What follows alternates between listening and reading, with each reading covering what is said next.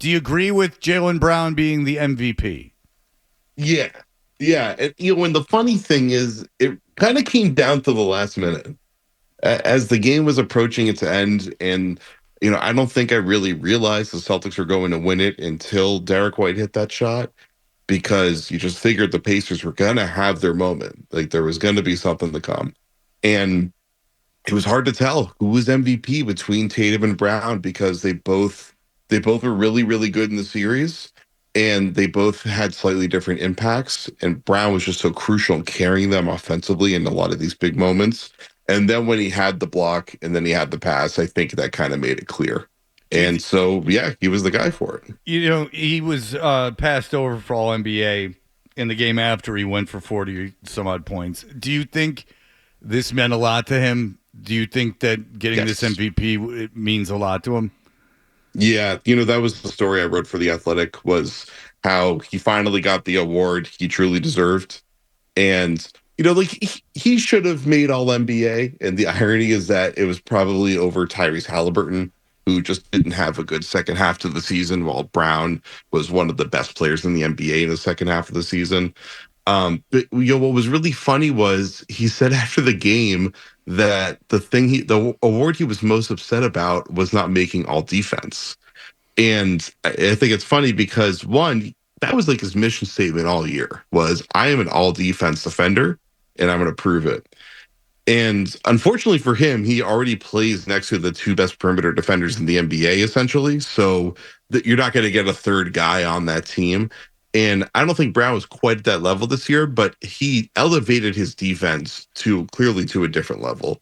And, while he still makes some of the mistakes and he has some of the lapses, he also is incredibly impactful, incredibly versatile. And you saw in that game, he guarded pretty much everybody on the Pacers Yep. and he made the big plays. And, that I think that kind of represents who he's become now. Jared, how do you look at this Eastern Conference Final Series? The Celtics won 3 close games in crunch time, but Indiana wasn't full speed. How do you look at this? So the Pacers got better without Tyrese Halliburton. And it's not a knock on Halliburton. It's more a credit to how phenomenal Andrew Nemhart and TJ McConnell were in the series. Like they both had the best week of their lives or the best few days of their lives. And that was something Joe Mazzulla kept warning about after the Halliburton injury. Is like he was like, I swear to God, they are going to be the best version of themselves. And we cannot just expect them to roll over. And that's what happened. And so, I think the difference between what the Pacers were doing and what Boston's going to see from most likely Dallas in the finals is that Dallas has their closers. And so no matter how Dallas is playing, Luka Doncic and Kyrie Irving are going to be incredible in crunch time. They're going to do what Jason Tatum and Jaylen Brown have been doing in crunch time. In fact, they might be better in those moments. So Boston isn't going, no matter what happens in the finals in each game, it's still going, if it's a close game, it's going to be a scary game and a fight to the finish for Boston. And the Pacers couldn't quite do that with their injury. Yeah, I think when you're talking about how these games close out, and we were talking about this earlier, Jared, it'll be interesting to see how Kyrie handles things in the Garden, whether or not he's going to be thrown off either emotionally or by what the crowd is doing, because last opportunity he had a chance to play here, it didn't go so well for him. Do you have any sense as to whether or not he's gotten past that, if he feels kind of reinvigorated by what they've been able to do in Dallas, and whether or not you think he'll be affected by playing in Boston again? Yeah, that's the $1 million question right now because Kyrie has matured so much in Dallas and he seems so content. And I remember the last time I talked to him earlier this year, I walked away and I was like, did I just talk to an actor playing Kyrie Irving? Like, was that a stunt double or So something like that? You were convinced he really has changed or Yes. matured that much. He showed a level of comfort and humility and just peace with himself. And it was fascinating and it was refreshing. And it was like, oh, this is the guy that like I talked to at times when he was in Boston. Actually, no, not even. He was never this happy and it was never this happy in my experience and never this at peace with the way his life was and the way his career was. I never I never experienced that before I saw him this year. And Kyrie tends to get into it with the fans anywhere, and obviously it's like a completely different level and way over the line, honestly, most of the time in Boston. And so I am going to be really interested to see like if the Boston fans cross the line, which they tend to do with him, or even just at the baseline of where the Celtics fans are and how they're treating him is still pretty absurd. I wonder if that's going to knock off that equilibrium that Kyrie has found.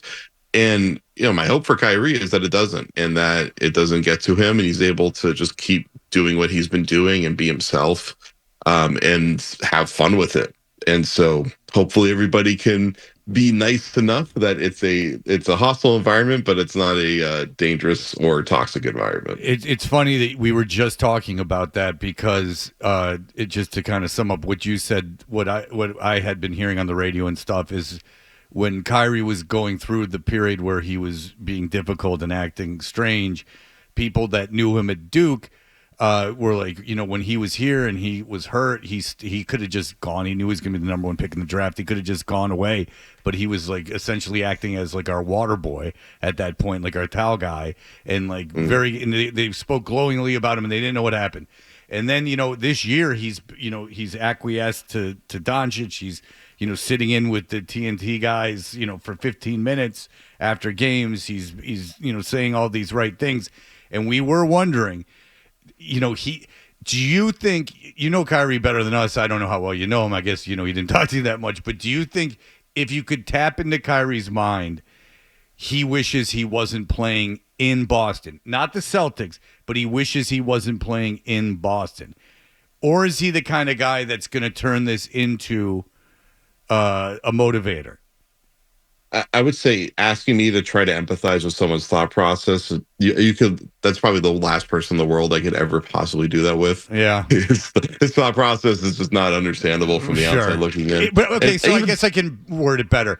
Does he hate Boston enough for it to bother him? Like, do you think he wishes he wasn't coming here? I don't think so. No, and I like the way you worded it. I thought that was the perfect way to word it. No, I think he probably is looking forward to the challenge. Also, for Kyrie, he's back in the finals after all these years where things didn't work out. Isn't it kind of like the perfect ending that he has to go back to the place where everything fell apart in order for him to get it? Like this is just like with Kristaps Porzingis, he now has to go back to Dallas. Like there's a chance that after everything fell apart for Porzingis in Dallas, he might clinch the NBA Finals in Dallas. Like this is a fairy tale ending. This is like it's actually makes me think the script is real because this is way too on the nose for the script writers. How close was Porzingis to playing last night? And I assume he'll be ready for Game 1, correct? I would be shocked. I mean, it's been really tight-lipped. My sources are very tight-lipped on this stuff. I know that the Celtics were hoping he would be back in like 3 to 4 weeks, optimistically, when he got hurt, and it's been 4 weeks. And like there's been multiple reports about him coming back really soon if the series kept going. It seems like Porzingis is probably there, and there's like a week and a half until the final starts. So, there's no way he's not playing at this point. I would think that is part of the magic recipe for the Celtics to be able to get him back and to prove that not only are they as good as they are right now, but they have the ability to take that next step and kind of show that they've got something more than what they've shown already. Yeah, they got Kristaps Porzingis. Like they've been good, and I know that they have had they've had like a historically cakewalked finals, losing the best player going down on every single team they face. Like the path is cleared for him in a way I've never seen before, but they have played really well in spite of all of that. And the teams that they've faced have like given them a legit fight.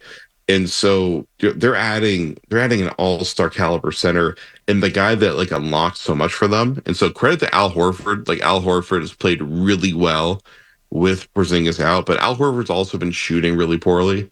And Horford, like teams sag off of Horford when he picks and pops. And the second that Porzingis gets out there and he starts hitting a few pick and pop threes, it completely changes who the Celtics are, and we've seen that all year. We all understand that at this point, and I think we're probably going to be a little surprised at remembering how significant a difference that makes now once we see that after not seeing it for a month at the highest level of competition. The other byproduct of having Porzingis out there is that Al Horford won't play nearly as much. It looked to me like he was worn down.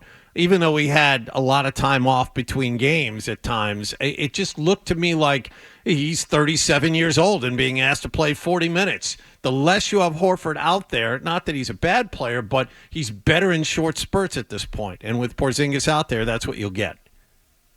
Yeah, so what's great for Al Horford, who turns 38 in like 5 days, is that he's about to go from playing every other day to playing every like 3 or 4 days. So he's now getting big rest periods between all these finals games. He now gets a step back in the minutes. So this all might actually kind of coalesce for Horford to play his best basketball in the finals. All right. Well, there you go. And we can hear Doris Burke now for another 2 weeks. Talk about Al Horford's dad. Mm-hmm. He's electric. Look at that proud. We went papa. down the Doris Burke rabbit hole a little earlier, Jared. Look at this. He's a proud Get papa. ready. He's going back there now. Proud papa. You can probably hang up if you want. No, you can't because I have to say thank you. Jared Weiss, thank you as always for the time, sir. Read him in The Athletic as your Boston Celtics go to the NBA Finals. Thank you, sir. If you like that clip, check out more videos from Toucher and Hardy here. For more Celtics analysis and opinion, hit this playlist. And for all the latest from the Sports Hub, download the app at 985thesportshub.com.